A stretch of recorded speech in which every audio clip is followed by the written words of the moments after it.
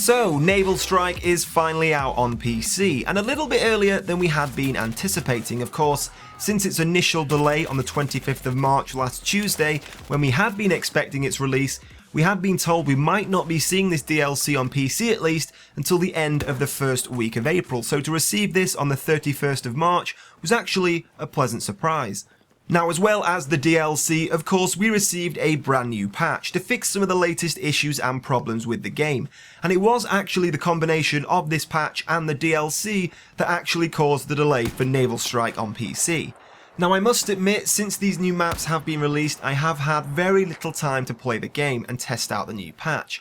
But in the few hours I have squeezed in here and there, I must say, this definitely feels like the most stable version of Battlefield 4 I have played in a very long time. One of the most noticeable fixes is of course the return of the functioning kill cam.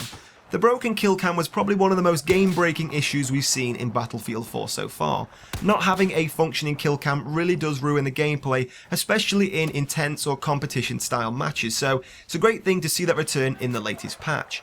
Now, of course, I can't talk for other platforms, so maybe you can tell me down in the comment section below how this is handling for your platform. I have heard from some of my subscribers on Twitter that the PlayStation 4 version is still suffering from some serious rubber banding issues, but for the PC, at least from a PC player's perspective, this is definitely the most stable and enjoyable version of Battlefield 4 I have played in a very long time. How long that'll last is still very questionable. But anyway, moving on to Naval Strike itself, I think we all have to admit, first and foremost, that this is probably one of the most beautiful DLCs we've ever seen, probably the best looking maps to ever be released in any Battlefield game since the start of the series. Now, as you guys know, I did get a chance to play all of these maps before their release down at the EA office 2 weeks ago. So this is the first time I have had a chance to play it on full servers because of course at the event there was only about 20 people playing at any one time, so very quiet matches. And of course playing it on your own PC with your own setup is always a very different experience to playing it elsewhere. Now, I must admit personally I am still very much on the fence with this DLC. And after reading other people's comments on Twitter, Battlelog, Reddit, it does seem like the community as a whole is still very undecided with the Naval Strike DLC.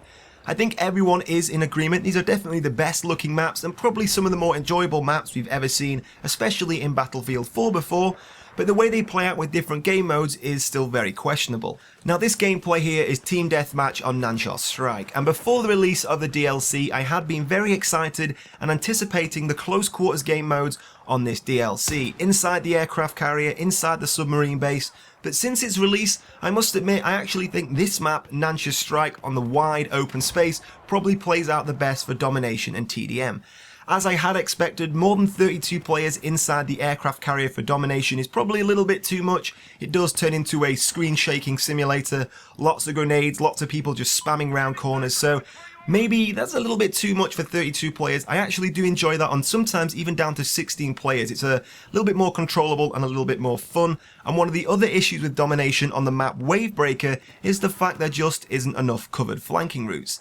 Now, if you haven't played that game mode on that map yet, of course, as you would expect, there are 3 flags, and whichever team hold the central flag in the center of the submarine base just completely dominate that map, and whichever team try and cross and flank the enemy will always get taken out. The only way you can flank the enemy is by exposing yourself on a high gantry bridge or by swimming through the water and becoming a literal sitting duck. So at the moment, that map just doesn't have enough covered flanking routes to make it a successful game for domination. So hopefully we could see a few tweaks of that map in the future to make that game mode much more successful on that map. Now, of course, for the game modes Conquest and Rush, I haven't really had a chance to play much of those yet, but I do think, of course, Conquest does work very successfully on these maps, very similar to Paracel Storm.